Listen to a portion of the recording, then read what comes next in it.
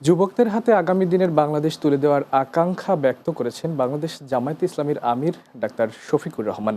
শুক্রবার সকালে ফেনী সরকারি পাইলট হাই স্কুলে মাঠে আয়োজিত নির্বাচনী সমাবেশে শফিকুর রহমান একথা বলেন।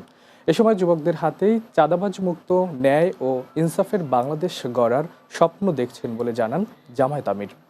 এছাড়া ক্ষমতায় গেলে অগ্রাধিকার ভিত্তিতে নারীর মর্যাদা ও নিরাপত্তা নিশ্চিত করা হবে বলে প্রতিশ্রুতি ব্যক্ত করেন তিনি। একই সঙ্গে সবার সমান অধিকার নিশ্চিত করতে বদ্ধপরিকর বলে জানান। একজন সাধারণ রিকশা চালক ভাই তার সন্তানের মেধা বিকাশের মাধ্যমে একদিন যেন সেও এদেশের প্রধানমন্ত্রী হতে পারে, ওই বাংলাদেশটা আমরা করতে চাই। অতীতের বস্তা পচা রাজনীতি যেটা ফ্যাসিবাদ উপহার দিয়েছে, এক না একতন্ত্র উপহার দিয়েছে, দুর্নীতিতে দেশকে চ্যাম্পিয়ন বানিয়েছে, ডুবিয়ে দিয়েছে, ওই রাজনীতিকে আমরা লাল কার্ড দেখাতে চাই।